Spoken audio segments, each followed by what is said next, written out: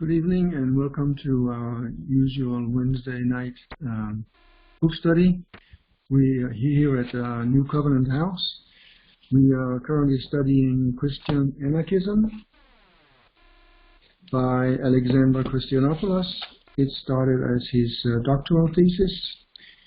And we are now in chapter 2, which deals with everything other than the Sermon on the Mount, which was in chapter 1. And we are currently in a small mini-series, a mini-section about the Crucifixion. There are 5 sections about that, and today is number 4. So next week we will conclude the Crucifixion by another chapter that will be entitled Taking Up the Cross. So I guess that's more like about what we are supposed to be doing afterwards. But we'll see about that. Now tonight it's the 4th episode in that little mini-series, and it's called The Crux of Jesus' Political Teaching. And I'm just going to reveal right away what that crux really is. And it's in good Christianopoulos style. He concludes every chapter with a conclusion, so it's easy to find.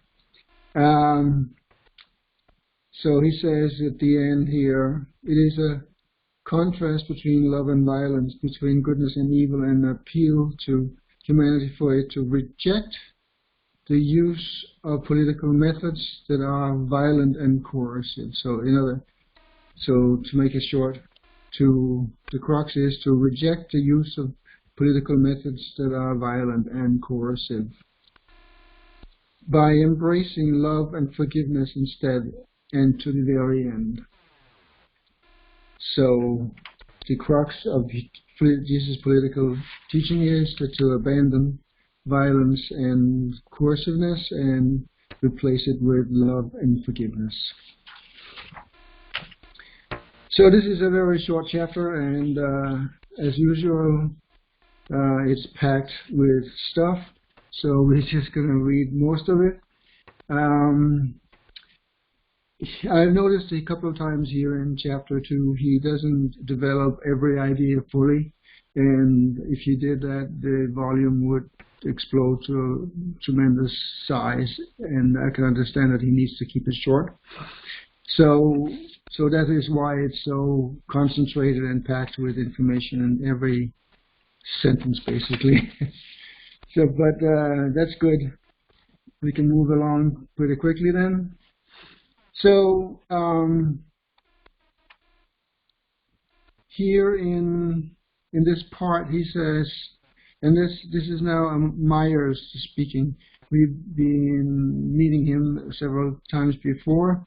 I believe he's the one who made an interpretation of all the miracles in Mark's Gospel. I don't believe he's an anarchist himself, but he's often referred to by anarchists, so that's why he has a prominent place in this book. But I could be wrong on all that. But this is what I think. I could investigate again if anybody needs to know that for sure. According to Myers, Jesus knows that his suffering on the cross is a political inevitability. And there's a footnote called 279 here, and it says, that is what he understands the dialogue between Peter and Jesus on the nature of Jesus' status as Messiah to be about. He writes, Jesus drops Peter's Messiah title and replaces it with human one. Mark has already established within his own story that the human one is someone who challenges the authority of the scribes and Pharisees. Messiah necessarily means royal triumph and the restoration of Israel's collective honor. Against this, Jesus argues that the human one necessarily means suffering. And I was just in a book discussion last night about the road to Jerusalem. Jesus and his disciples were planning to go to Jerusalem, and we talked a little bit about suffering, because I brought it up the week before that a lot of what we do, and I think that's Leo Tolstoy who came up with that as a thing, is that following Jesus is a lot of suffering and sacrifice. Yeah. Okay, so, but that's besides the point. So he continues here. According to Myers, Jesus knows that his suffering on the cross is a political inevitability. There was no way to avoid that. The concrete consequence of his teaching and practice. And there's another footnote in this that's coming from Myers' book named Binding the Strong Man. Jesus teaches love, non-resistance, and forgiveness. And the question of how far love can really go inevitably demands an answer. And yes, that is something I have been thinking about quite a bit. And this is how one of the really important reasons I ended up being in this space. With his crucifixion, Jesus answers that love must go to the very end. A martyr of Christian love must be prepared for his own execution. So this brings up two things in my mind. It brings up the story of Jacob Hochstetler, an Amish man who lived in a house in, I believe, Pennsylvania during the Indian War. And the house was attacked by Indians, and Hochstetler's two sons took their guns down from the wall and started to shooting back at the Indians. But Jacob Hochstetler stopped them and said, "This is not our way," because the Amish are pacifists. And the story ends with that Hochstetler and his sons were captured, but they survived, and there were still descendants of the Hochstetler family around in Pennsylvania and elsewhere. But his wife, and maybe also his daughter, I think his daughter, had moved away already. She was married, but though I think there was another daughter as well. They were killed by the Indians. So this is how far Jacob Hochstetler thought that Jesus' commands would be to not resist evil with more evil. And that's what Jesus, with his crucifixion, Jesus answers that love must go to the very end. And so that's how far Jesus wants us to go. And the story about Jacob Hochstetler comes from Martyr's Mirror, which is like a book that circulates. You can download it online. It's basically stories from Amish families have written them down over centuries. So a martyr of Christian love must be prepared for his own execution. And that's just saying that Jesus lived what he was preaching by his own execution. There's a footnote to that too. It says, as noted elsewhere, a martyr etymologically is he who makes himself a witness to his faith. So what I just said, Jesus does what he preaches. And it is the ultimate testament of one's faith to be ready to put it to practice, even when one's very life is threatened. But the life to be sacrificed, it should be noted, is not the enemy's life, but the martyr's own life. And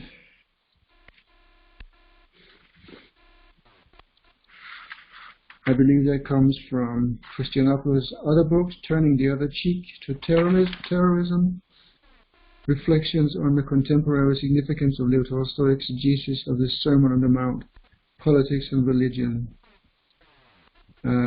Yeah. There may be a book, an article that he has written. But I think it's a very good point that he's making here. And we can draw, even today, it is very, that's the other point I wanted to make, is that it's very apropos these days with the war going on in Ukraine. So I think that there are two ways this war could end. It could be that apparently Putin has all the power by himself, on his own. He has the power to stop the war. That is one way. Not likely, but it could happen. The other way is for the Ukrainians to lay down their arms and not resist anymore. That's probably not likely either. In fact, I think from listening to the news, everybody's in awe of the resistance they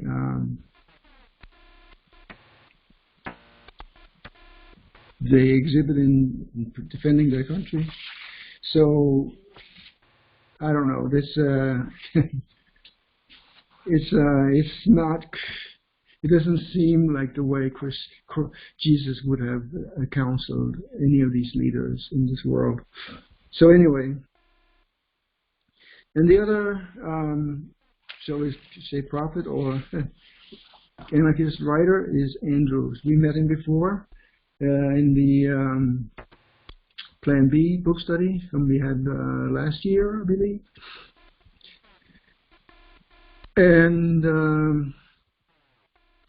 he says, Andrews explains that there cannot be love and forgiveness without sacrifice. Indeed, that forgiveness can even be measured by the degree of sacrifice involved. So that was Tolstoy was saying that, you know, when you have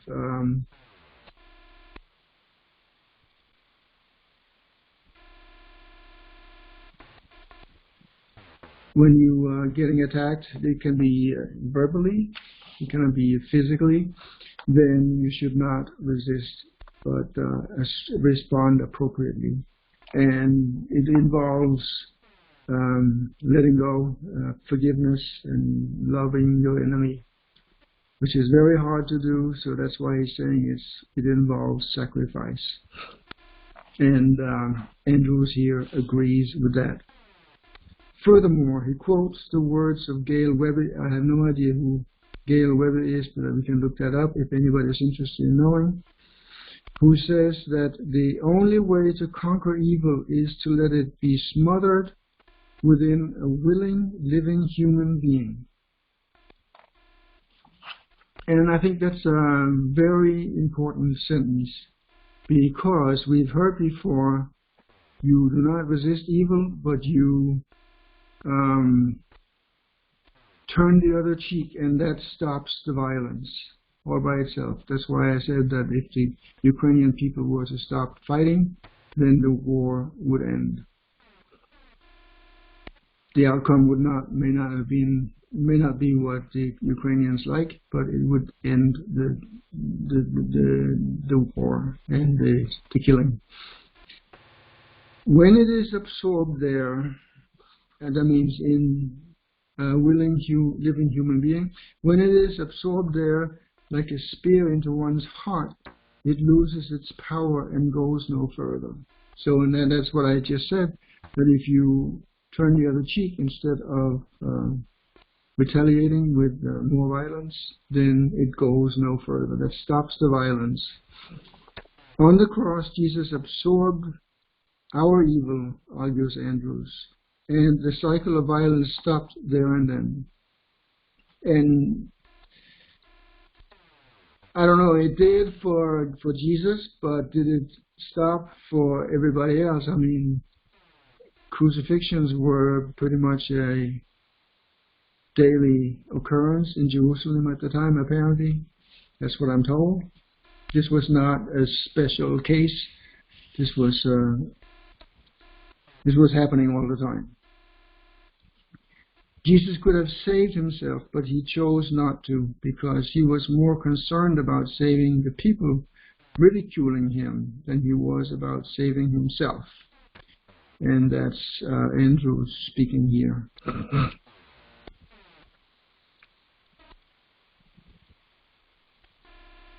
And that's the evidence to that is Jesus saying, "Forgive them because they do not know what they're doing." Jesus says, Wink, that's another anarchist writer, preferred to suffer. Jesus preferred to suffer injustice and violence rather than be their cause. So he stops the violence right there. Jesus' crucifixion is therefore his most powerful illustration of the Sermon on the Mount. Yeah. Thus, the cross, meant by the authorities to be an exemplary punishment of political subversives, actually signifies the love of Jesus, writes a contributor in A Pinch of Salt. A Pinch of Salt is a newsletter that was published by somebody for some time. Apparently an anonymous writer. So the cross, we talked about that before. The cross is a instrument of execution.